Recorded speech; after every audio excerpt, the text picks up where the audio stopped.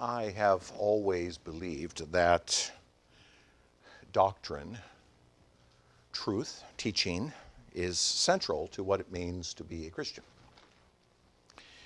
I say always, I mean that in the sense of that has been a growing expectation of my own over time. I haven't always believed that, of course, but over time I've come to realize that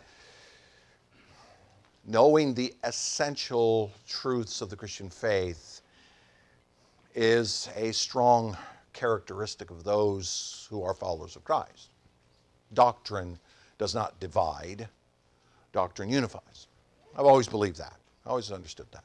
I believe that more and more the older that I get. And as a Reformed man, as one who follows the Reformed faith and the understanding of Scripture as it comes to us through the great Reformers, I find that to be especially true and important, to be doctrinally sound and to teach others to be doctrinally sound, to understand an approach to Scripture in which the truths of Scripture permeate our existence. Okay. I believe that doctrine is important and essential.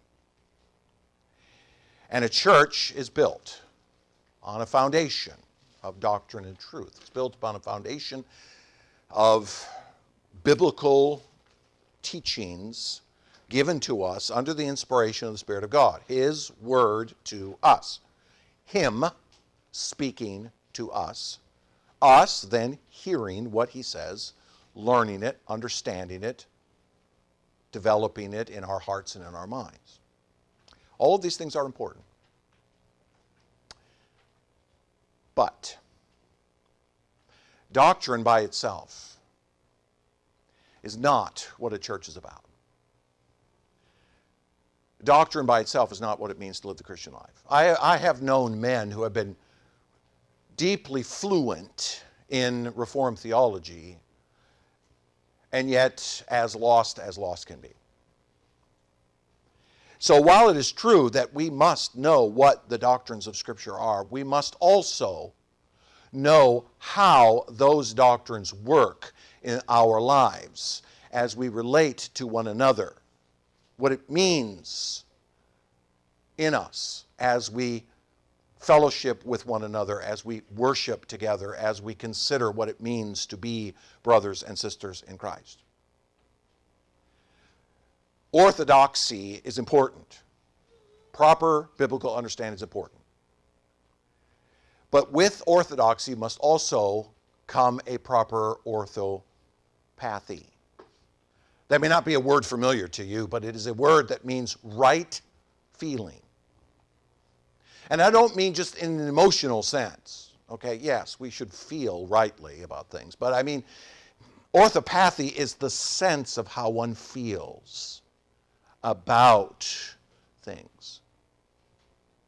How many of you would agree with me, don't raise your hand, but how many of you would agree with me that this church has a certain feel to it? Okay? And if you were this morning to have turned left instead of right into the parking lot, that the church there would feel different than this one, don't you think? Right? That's orthopathy.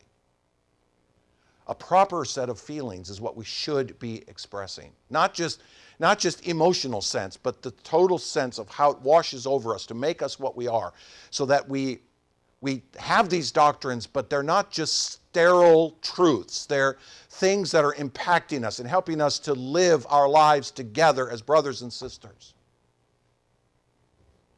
And some of you are looking down at your outline right about now and going, that isn't on his outline. What is he doing? Well, you know what? There are certain things I don't put on my outline on purpose because I didn't want you to see it in advance. And that's what I wanted you to hear this morning, because what we are about to enter into 1 John chapter 3, starting in verse 11, is designed now to be the point of this letter. John certainly believes that we are to know doctrine and truth, but it's not enough to just know truth. We must live it. We must live it out. It must be a part of us, so much a part of us that it becomes the feel of us. The orthopathy, if you will, within us. I look at 1 John And while John certainly doesn't write with the rhetorical style of Paul, he's all over the place as we talked about this whirlwind reality in this letter, right? But in many ways, you could make a very good argument that John moves from the indicatives to the imperative when you get to 1 John 3:11. It's almost as though the first 2.5 chapters are John saying, these are the truths that you need to know, okay? Ending with that great one that you are a child of God. But it's almost as though now he turns his attention to, okay, that's all true, but there's something far deeper that you need to understand. Something far more important. And let me suggest to you that what we are about to enter into here in 1 John 3, I think is one of the greatest teachings of a true church to embrace. In other words, I'm convinced, and part of the reason that I chose to preach this letter is because I believe that starting right about here is where we as a church start having to ask ourselves some significant questions about how we relate to one another. Okay? That's where John's going to go here, starting in 1 John 3:11. So, to get us there, let me rewind, okay? And let's run our way to this point so we know what we're talking about, okay? You remember at the very beginning of this letter, John says there is a word of life. John 1:1, that which was from the beginning, which we have heard, which we have seen with our eyes, which we have looked upon and have touched with our hands concerning the word of life, okay? There's a word of life that has come from the Father, that has come down to us, that's eternal in nature, that has been revealed to us in tangible ways. And this life is the center of all Christian fellowship. Now, you'll notice the way I just divided even that sentence. There are truths within this word of life. There are things that we know and understand. They're central to what it means to be a Christian. But now they're also important as to how we fellowship together. This word of life that comes to us is the center of all Christian fellowship, designed to make our joy complete. It's the focal point of what it means to truly live as a believer. And you remember this book then is divided into two great halves, starting with the first, two great halves based upon an ontological statement of God. God is light and God is love. In chapters 1 and 2, God is light is the first thing. This life, this word of life that comes to us is from the very nature of God as a holy God. His own nature as perfect and holy and morally pure characterizes this new life. Listen, the word of life that's been implanted in you is a holy word of life that's been implanted to you. It has the implication that it should produce holiness in you because God himself is holy. This is verse 5. This is the message we have heard from him, proclaimed to you that God is light and in him there is no darkness. The word of life flows from this nature of God as light. He is holy. He is consistent. And those who have been anointed by him are also holy and consistent. Okay, so the indicatives, if you will, are God is holy. God is light. Understand who God is. Understand what he is doing. Understand what he has done. Understand what that means to you. But now we turn to the second great ontological statement. God is love. This is 3 through 5. This life, this word of life flows out of the inexhaustible love of God. God is holy, but he's also God of love. He is love, ontologically speaking. His love for his own, and John starts chapter 3 by talking about us as the children of God, okay? So we're not just some sort of legal connection to God, however that might be. But we are literally the children of God. God's love flows to his own, and this creates a life of love flowing out of them. Chapter 4, verse 7, Beloved, let us love one another, for love is from God, and whoever loves has been born of God and knows God. Anyone who does not love does not know God, because God is love. See it? So the word of life that flows from the nature of God as love is that as he has loved his own, so those who are his own must pursue what they will ultimately be in love. See it? Now, as John says at the beginning of chapter 3, we don't fully understand this yet. We don't fully get what it means to be a child of God, because we're not living it out fully. right? We're not yet in our glorified state in which we will be perfect bodily and spiritually, right? We're not there yet, so we don't fully understand it. We get it in our head, but we don't fully get it. We don't have it fully realized. But nonetheless, John says we must strive to purify ourselves. We must strive toward what we will ultimately be, okay? Because we understand. We must strive, as John says in 3:3, to purify ourselves. The child of God, therefore, desires to be outwardly sanctified, to match what he is ontologically, what he is at the core of himself, justified. Okay? Which leads us then to chapter 3, verse 11. All of that being said now, John has finished all of that, so now he says, verse 11, "For this is the message that you've heard from the beginning, that we should love one another." There's a very real transition that's occurring into verse 11. And I skipped over it last week in verse 10. Some of you may have noticed. Not a very good expositor. He didn't talk about the last part of the verse. No, I'm about to. Verse 10, "By this it is evident who are the children of God and who are the children of the devil." All right, so notice what John is doing. There are some who belong to the Lord, and there are some who belong to the devil. And by the way, those are the only two categories.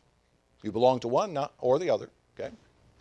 So John says you either belong to the Lord or you belong to the devil. If you belong to the Lord, you belong to the Lord because you love. But in this case, he says, whoever does not practice righteousness is not of God.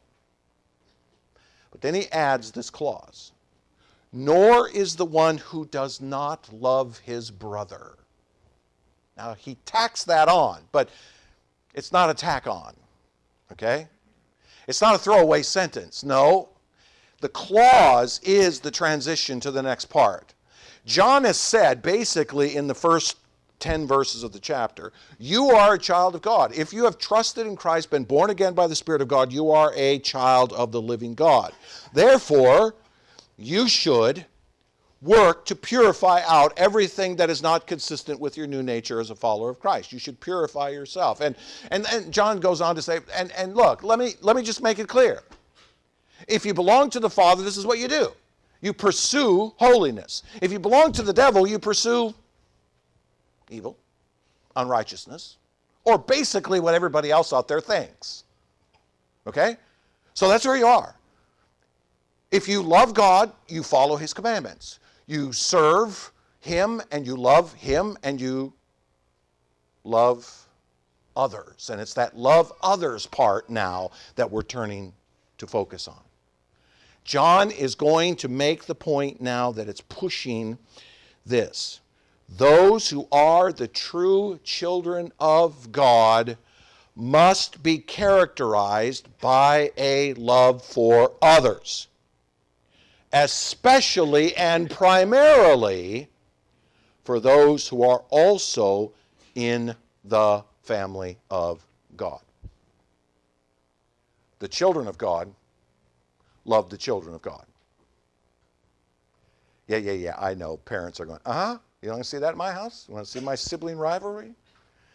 That's the point. We are to love one another as brothers and sisters in the church because the true children of God do that. All right, see where we're going here?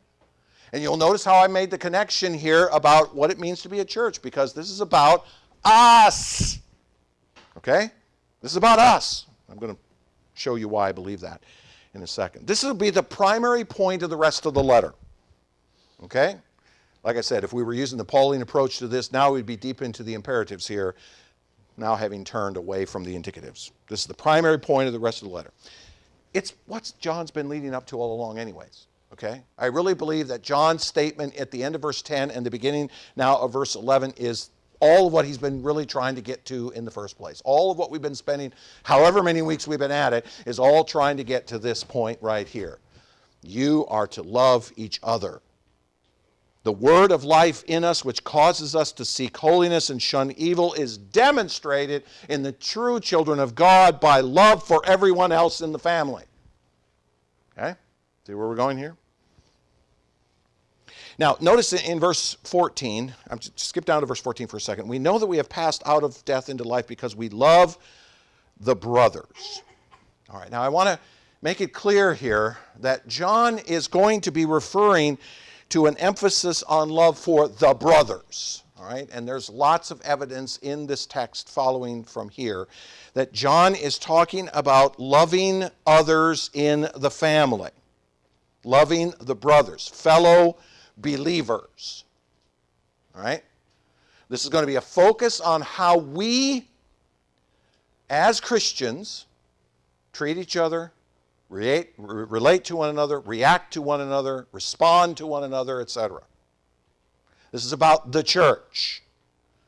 Chapter 5, verses 1 and 2. Everyone who believes that Jesus is the Christ has been born of God, and everyone who loves the Father loves whoever has been born of him. By this we know that we love the children of God when we love God and obey his commandments. There's a focus on our love for each other. Now, John is not implying here that our love doesn't extend to those outside of the church. We are to love our fellow man, okay? There's no doubt of that. Even Jesus said, love your enemies, right? So we're to love others. But the primary focus and emphasis of this epistle going forth is our love for each other as those who are a part of the church. What it means to be a part of the family of God. Those who are in the same relationship to God as us. Because the person sitting next to you, if they have confessed Christ, they are just as much a child of God as you are. They are a son or daughter of the living God just like you are. Right? So we are sons and daughters together in this thing called the church. In other words, the logical conclusion of the word of life in us, 1:1. The logical conclusion of the word of life in us is how we interact with those who are living in the same redemptive plane as we are. Living in a world that harkens back to a time prior to the fall and in anticipation of a world that will be a restoration of it. Now let me ask you a question. Pause and let's do a little sanctified speculation here, shall we? How was humanity supposed to live together through time if Adam had not fallen into sin? Imagine just for a moment, if you will, let's just do a little thought experiment here, that Adam didn't eat from the tree, that he grabbed the serpent by the throat and chucked him out of the garden when he was tempting his wife, which he was supposed to do. And Eve never ate from the tree, and he never ate from the tree. What kind of relationship were human beings to have to one another through time? Have you ever thought about that? What kind of relationship was Adam supposed to have with his sons and daughters and his grandsons and his granddaughters and his great-grandsons and his great-great-grandsons and his great-great-great-great-great-great-great-great-great-great-great-grandsons? Because he would have seen all of them. What kind of relationship were they to have to one another? What kind of relationship did God create human beings to have to one another when he initially formed us? Right?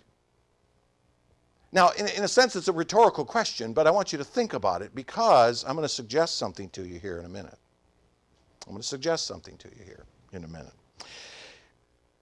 Go to verse 11 again. For this is the message that you've heard from the beginning, that we should love one another. And that fits right behind verse 10, nor is the one who does not love his brother. All right, we have here a mandate. Notice that John once again uses the phrase, from the beginning. Heard that before? Sure you have. In fact, at this point, this phrase, the beginning, which is used 8 times in this letter, has already been used in 1:1, 2:7, 2:13, 2:14, 2:24, and 3:8. There's a number of times that this phrase, in the beginning, has been used. All right, so let's reflect upon what it means. Let me suggest to you there's three ways that John uses this phrase. Number one of the very first ways that we talked about this phrase as being used is all the way back in 1:1 and 2:7 is the pre-existent nature of that which characterizes God himself. That which was in God and characterized God even before anything was created. The nature of God himself, in the beginning, is being used by John in a number of cases to describe God himself. We could call it the eternal decree of creation and redemption. God's intentions and purposes before one single bit of energy that made up a quark somewhere in this universe was ever formed, God had a nature, and in his nature, a decree to create, a decree to redeem, and a decree to glorify a people. He had that. That's one way that John uses the phrase. In fact, I think that's the way he's using it mostly in 1 John 1:1, that which was from the beginning, from the nature of God as holy, perfect, and having a decree prior to time and space.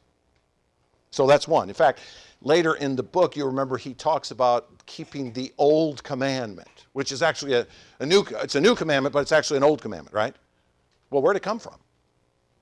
It's an old commandment that came from the very nature of God himself. It was already existent in God. All right, so that's one way this phrase is used, but not here. Secondly, in 2:24, John uses it as something you've heard. The beginning of your connection to the gospel, or better, your connection to that decree which existed in God.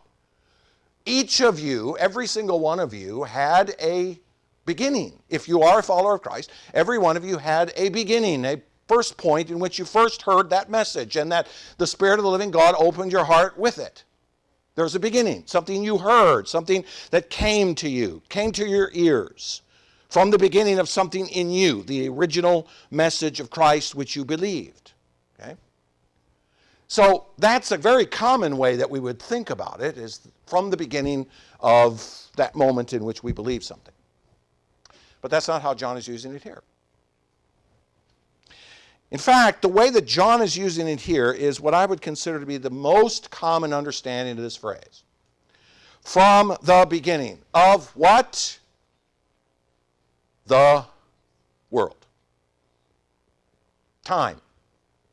The beginning of human history, the beginning of this thing which we call planet Earth and this thing which we call human history. Genesis 1:1. In the beginning, God created the heavens and the earth. I think John is using it here in that way. The beginning of the human race, the beginning of what was established by God to complete his command, which we call the creation mandate of Genesis chapter 1, 28 to 30. We might say that this is the beginning of human history in which God forms man from the dust of the ground, forms a woman from him, brings them together, and then says to them, be fruitful and multiply and fill the earth, subdue it, and take dominion over all things. The beginning of that. The beginning of the job that God gave to us as humans, created in his image, to use all that he had created to his glory forever. That's the beginning. That's what I think John is doing here. Or we might say what it was like to live in the community of human beings prior to the fall. What it was like to live in the community of human beings prior to the fall. God's initial intentions for the relationship human beings were to have to one another in obeying that creation mandate upon the newly formed earth. The world of Adam and Eve in the garden, knowing that creation mandate and the prohibition against the tree of the knowledge of good and evil, and going about their lives. And what were they supposed to do? Be fruitful and multiply. They were to have children and grandchildren and great-grandchildren and so on, and they were to fill the earth. They were to push the boundaries of Eden to the edges of the earth. And maybe even beyond, to fill the whole earth with what God had purposed. That is the world that is being spoken of here. That is the message that you heard from the beginning of history. Now, there's some evidences of that you'll see as we go along. And I would add to that, if I could be so bold, not only what it was to live in the community of humanity prior to the fall, but what it will be to live in the community of the elect after the establishment of Christ's kingdom in eternity. Not only what it was before the fall, but what it will be like after the resurrection and in the kingdom. After the establishment of Christ's kingdom. God's ultimate intentions for the relationship human beings will have to one another in completing the creation mandate in eternity. You don't really believe, do you, that the creation mandate of Genesis 1:28 to 30 is done when Christ's kingdom comes, do you? If it was his original intention for mankind to fulfill that command, don't you think that's going to be the command of eternity? Now, what proofs do I have that this is how John is using the word? Because I know you want to know, right? Some of you are going, prove it, pal. All right. We started this chapter by talking about the concept of the children of God. A what? A family. And what was the first thing that God created on the earth when he formed man?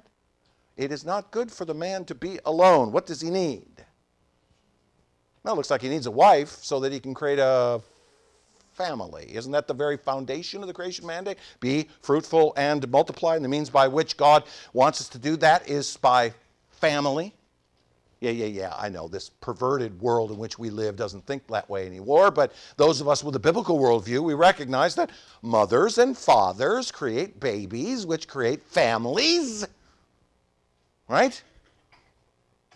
The idea of being the children of God, therefore, strongly suggests a link in John's mind to the state of humanity when they were first created. You're the children of God. Just like you were back when God created you to begin with. Okay?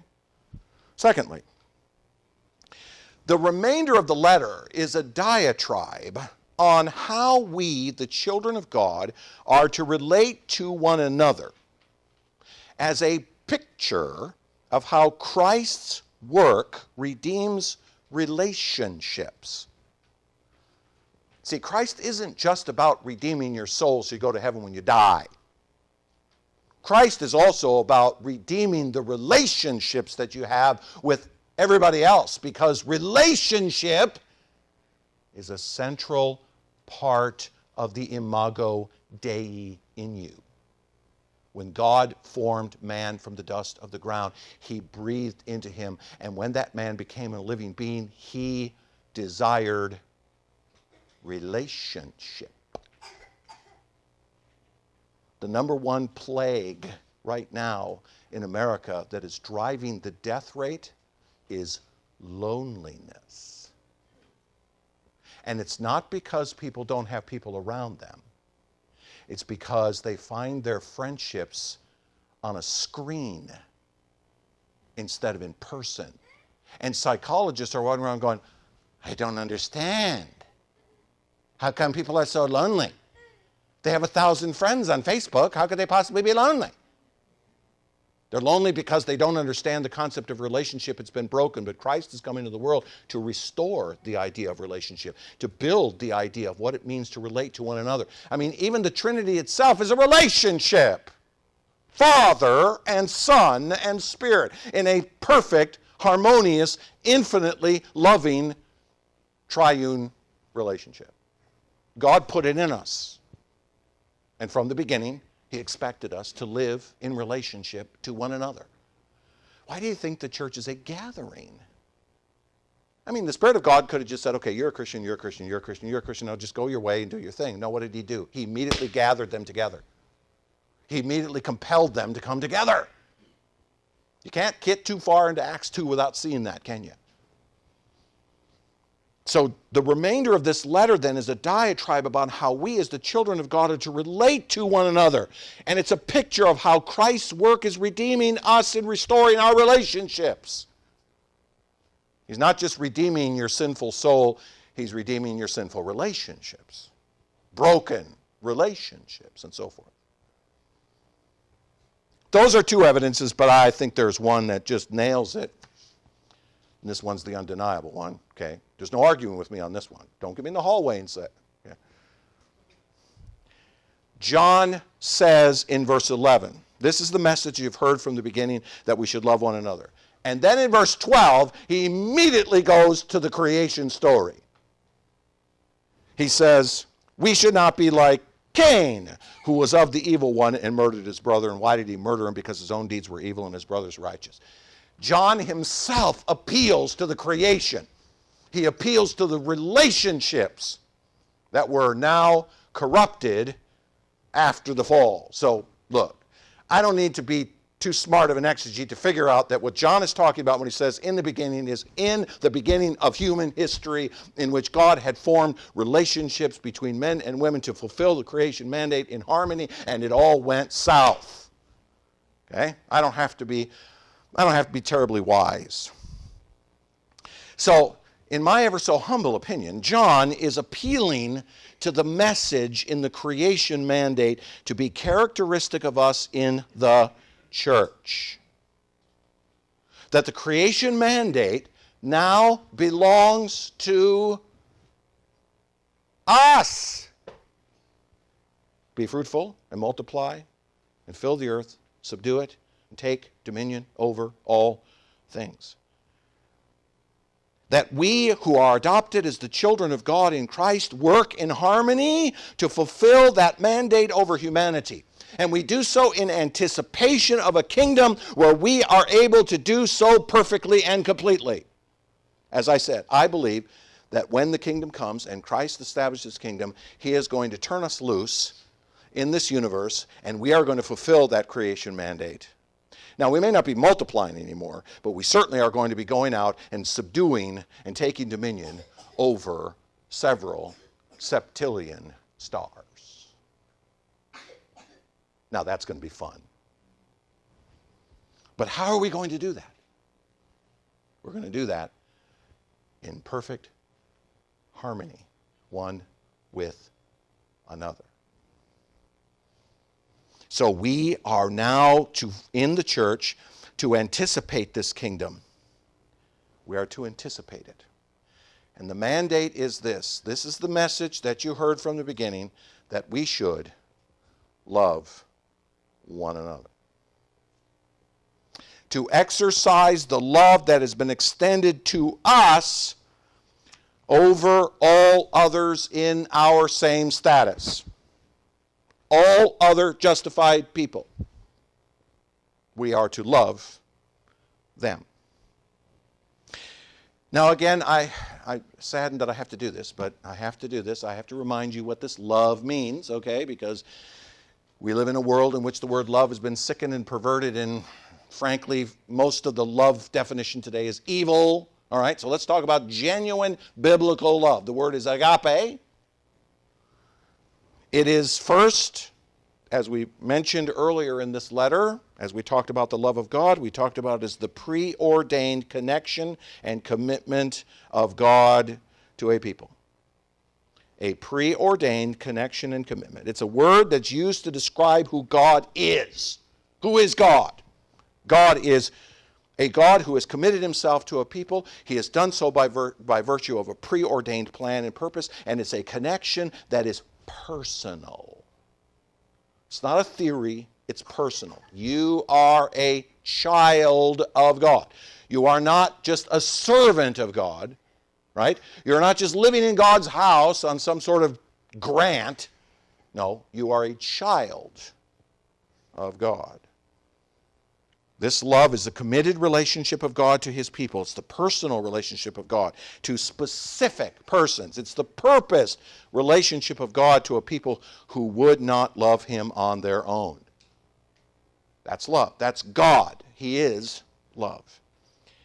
But it is also the contrarian self-sacrificial commitment of God. It's not only preordained and personal, but it's also contrarian. What do I mean by contrarian? It goes against his nature to love you. Okay, let me restate that. It goes against his nature to love me. I know what's in my heart and in my soul. I know the evil that still holds within my flesh. The fact that God would have anything to do with me whatsoever is beyond my capacity to understand, but he does. It's contrarian. If God truly is holy and I am a child of the fall, I should be nowhere. I should not exist, because I don't fit the mold of that which can come into the presence of a holy God, right? So it's contrary to the very nature of God himself, yet he loves us. And it's also self-sacrificial. It's not just a feeling of emotion in which you say, what's in it for me? God's not sitting there going, what's in it for me? I'm going to love this one because I know he's going to love me back. Baloney. It's about as strong as a word I could use here in mixed company, right? That is baloney. No. We don't love God by nature. No one seeks God. No one is righteous. No one is searching for God. God comes looking for us, and he sacrifices in order for us to be a part of his relationship, to be in relationship with him. He has to sacrifice. His son has to come down from an eternally glorious throne and become a Jew walking around in Palestine in the first century with dust on his feet. He has to do that. He has to be beaten. He has to have nails driven through his hands. He has to be lifted up on a cross. His blood has to be shed. That is sacrifice for God to love me. It is a word that is used to describe not only who God is, but it's a word that's used to describe how God acts. In this, the love of God was made manifest among us, that God sent his only Son into the world so that we might live through him. 4:9. It's the contrarian sense of God committing himself to others even though he ought not to. The commitment of God which costs him something. That is the definition of love. To love one another, therefore, is to have these characteristics in our relationship to others. We love those who are not necessarily to us lovable, and we must be willing to sacrifice ourselves to do so. When John says love one another, he's not saying, well, just kind of have a parking lot relationship with the people of the church. Nope. He's talking about sacrifice. Sacrifice. Because he himself sacrificed. It's a sense of commitment and self-sacrifice that runs contrary to our own fleshly nature. Because what does our own fleshly nature want? What's in it for me? If I become friends with that guy, what's in it for me? What do I get out of it? That's how we normally think. But what John is suggesting to us is that if God is love, and if God expresses his love as a contrarian, self-sacrificial relationship with us, then that's exactly what he's expecting from us towards one another. Now you will notice why I said what I said as I started the sermon. If you think about it, what I just said, that idea of self-sacrificial commitment one to another, changes the orthopathy of a church dramatically. We'll flesh that out. To extend agape towards other believers as a means of recapturing the state of humanity prior to the fall in the church, in anticipation of that community for all eternity. Can I let you in on a little secret? If you're a believer, if you are a follower of Christ, you're stuck with all these people sitting around you for all eternity. Oh, man. But notice what I'm saying. I am convinced, as I have read this letter again and again and again in preparation for these sermons, I'm convinced that what John is really saying is, look, I want you to love one another. But I don't want you to just love one another as just sort of some sort of chore that you're supposed to do. No.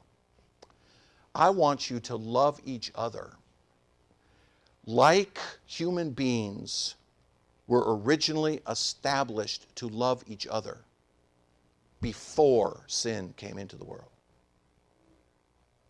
I want you to love each other in the same kind of way. I want you to have the kind of commitment that you could have had to each other prior to sin coming into this world. That perfect harmony that we would have with one another if sin, the terrible results of sin, had not come in. In anticipation of a kingdom in which that will be exactly what it will look like. Again, let's do the little thought experiment.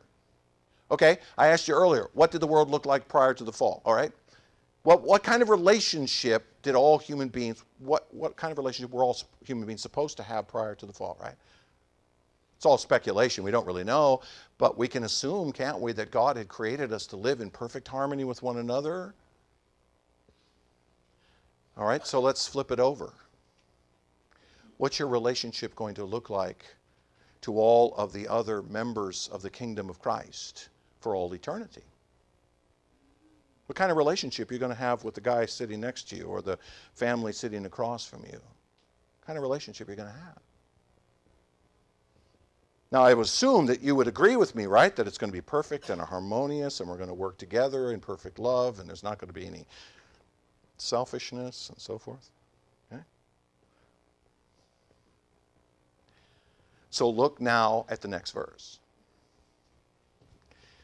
And the proof is in the pudding, and the proof is in the example. I call it a counter example. Okay? It's a counter example. Sometimes you use a counter example to make a point. It's much easier than making an example. And John immediately brings up the example of Cain. Now we know who Cain is, right?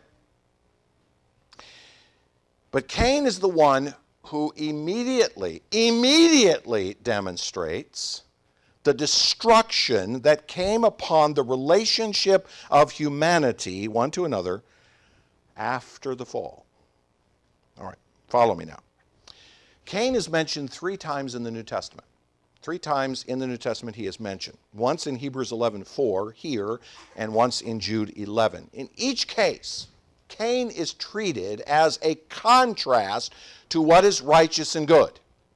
Each case, Cain is used as a contrast to what is righteous and good. In Hebrews 11, he's a contrast to Abel's righteousness. Here, he is the contrast to the righteousness that existed in harmony before the fall. And in Jude 11, he's a contrast, and he's compared to the false teacher. So he becomes a contrast to true teaching, what it means to truly listen to God. Okay? So he's a contrast being mentioned 3 times. Now, you know, and I've said this many times, that Genesis chapter 4 is a picture of what happened to humanity as a result of the fall. You end chapter 3 with Adam and Eve cast from the garden. They're clothed with skins. They see an animal killed, the blood of the animal shed, the skins are put upon them. They're booted out of the garden. An angel is set there to protect. They can't go back to the tree of life. And then immediately you have the story of Cain and Abel. Immediately.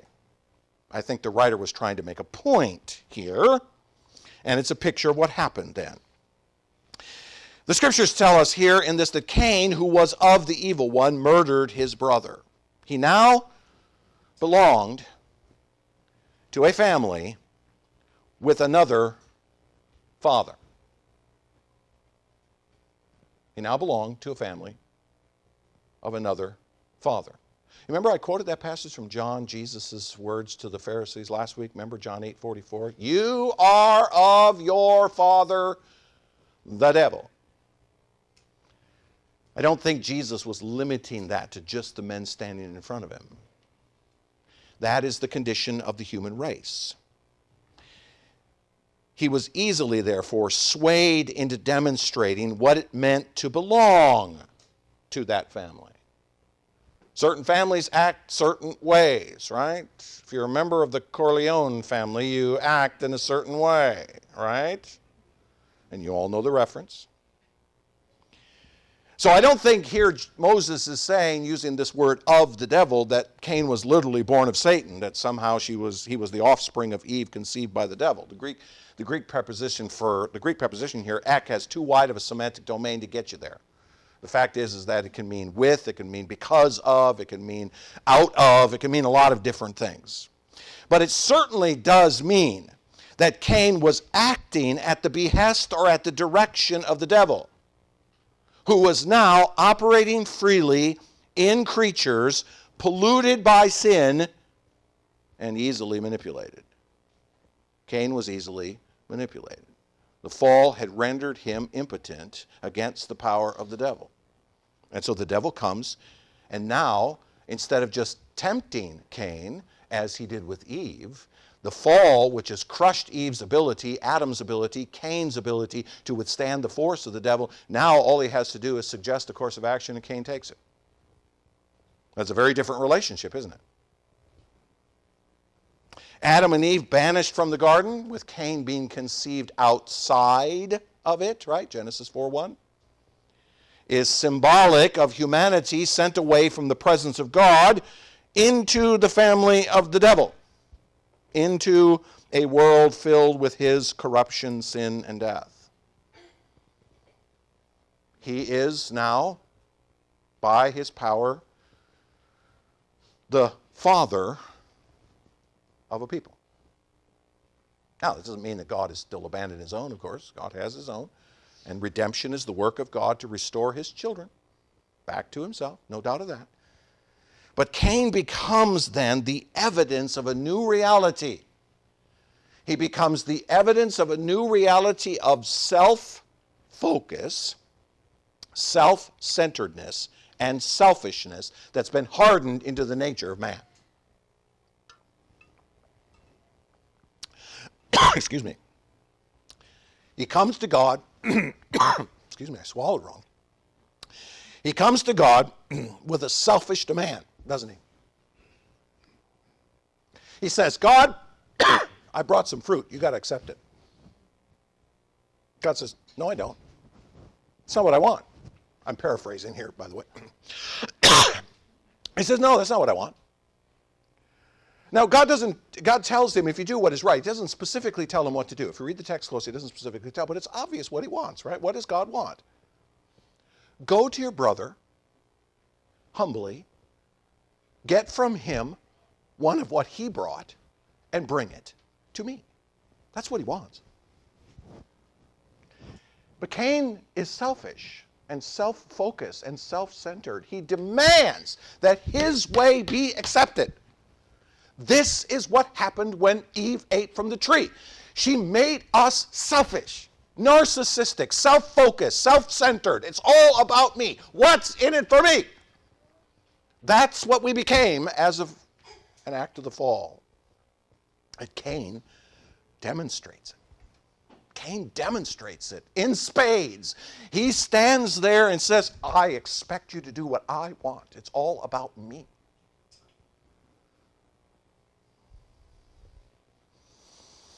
His selfish demand that God accept his sacrifice and the murder of his brother fully reveals what has happened in the human heart. And this flows from the nature of his parents, who were turned by the evil one from their eyes fixed upon God to their eyes fixed upon themselves. And so Cain is used as a foil, F-O-I-L. You know what a foil is? A foil.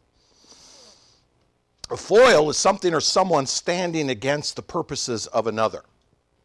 A foil is someone who is standing against the purposes of another. If you have a particular purpose and you're pushing that purpose and someone comes along to oppose you, that's a foil. Okay? Cain is being used as a foil.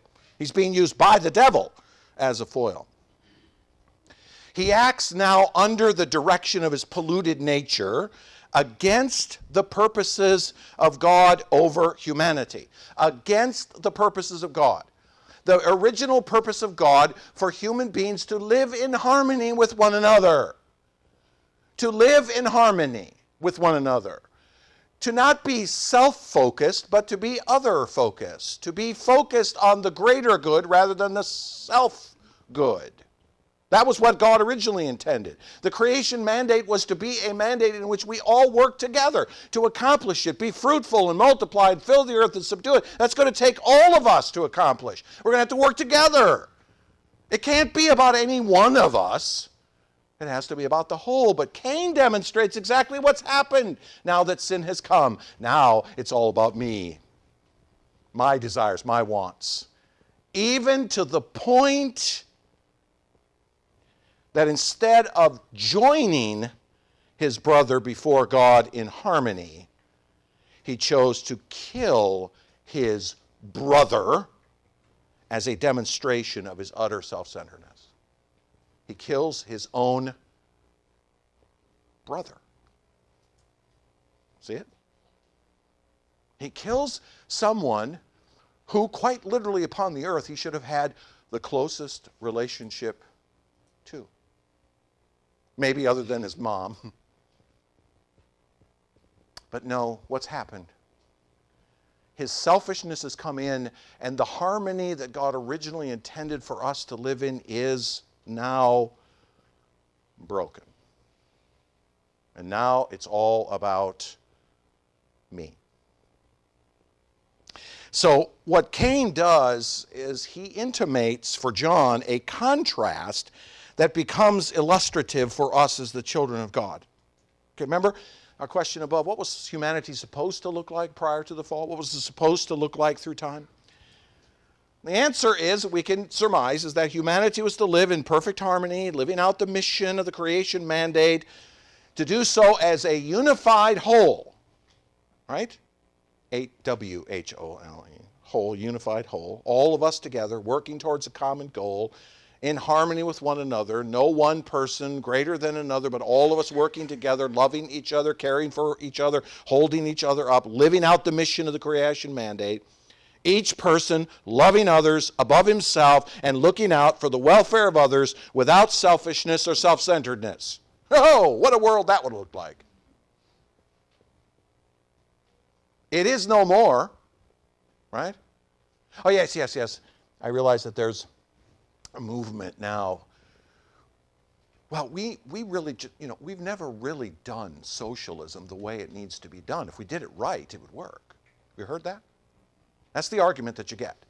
The hippies of the 1960s used to say that all the time, and now we're repeating it again because there's nothing new under the sun. And I've always been fascinated by that because it's fascinating to note that these people who do not have a biblical anthropology, they have a secular anthropology, have forgotten one very simple truth, that there is nobody in a fallen world who isn't greedy and power hungry and lustful. And as long as those characteristics exist within the human heart, there will never be a utopia. There will never be the John Lennon version of humanity. Imagine no possessions. And no religion, too, because he believed that religion was part of the whole Karl Marx oppression of the masses thing, right? He believed that. And just exactly how did his life end? There is no utopia as long as human beings are self-centered and self-focused and greedy, because that is what Eve hardened into us as human beings. We are polluted with a deep sense of what's in it for me, and there's no way of getting around that. But here's what John is teaching us. Here's where it gets radical, all right? John teaches that the church is to be countercultural, a countercultural reality against the norms of the human race, where love for others is common and greed and selfishness are put away. You hear what I just said? This is the picture of the church. This is what John believes the church is to be. Built upon the foundation of truth, okay? John is not in any way suggesting some sort of emotional connection with it. No, no, no. He's talking about a basis of truth. But what does that truth do? That truth, inculcated in us by a born-again heart, should lead us to a place where we are very much different than the world around us, filled with greedy, selfish people. And we're becoming more and more greedy and selfish in this culture by the second. But the church is to be a counter-cultural reality against that. We have been redeemed from that fallen heart. We have been born again by the Spirit of God, who is what? Love, right? God is love. If we've been born again by the very Spirit of God, who is love, then we are to be a people utterly different from the rest of the world. We are to love each other. There is to be an orthopathy in the church, is when a sense in which we have a connection to one another that is built upon truth, but it changes how we relate to each other. It's no longer about, well, I go to church because I get something out of it, which is the primary message of most of the churches in evangelicalism today. Come to our church, and here's what you get out of it. The church is to be a place where we love each other. And it's not about us. It's about our mutual care and love and concern for each other, such that we then multiply and fill the earth with people like us. Fill the earth with people like us.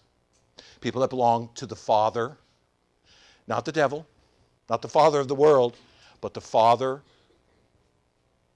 the triune God, Father, Son, and Spirit, who knows us and loves us because He is love. You see it? This is radical stuff. It is seriously radical stuff. And it's why it's important that we as a church stop and think about what this means. The true children of God, purifying themselves of all that pollutes them, live in harmony with one another, where agape love is the underlying glue that holds them together. Glue in quotation marks, right? The love that we have for one another holds us together. This harmony is a restoration of the original plan of God for humanity before the fall. This harmony is a testimony to the world of fallen men of God's work in creation and redemption. There's a real difference, therefore, between those who've been born again and those who are not. It is a reflection, this harmony is a reflection of the infinite love relationship inherent within the persons of the Trinity themselves. You think the Father and the Son get into any arguments about what they're doing? Of course not. This harmony is an incentive by which the message of the gospel goes out from us. We're going to talk about that quite a bit as we go through this letter. But there's a sense in which it's an incentive. As we love each other, it gives us an incentive to go out and love others. This harmony is even a means by which the creation mandate is fulfilled in the world now. Because human beings stopped fulfilling that mandate once the fall happened, but Christ came to restore it. This harmony is an anticipation of a kingdom where love reigns and selfishness is gone. The church is to reflect the original conditions under which humanity was to live, for Christ has come to restore that perfect Eden, consummating it in His kingdom. But it starts now. It's here now. We must love each other and hold up one another and strengthen one another, encourage one another, exhort one another, and love one another in the church, because we, in doing so, fulfill the mandate that God gave to humanity in Christ by loving one another. And that, my friends, will change the feel of a church. Much more to say on this subject, but many more verses to cover.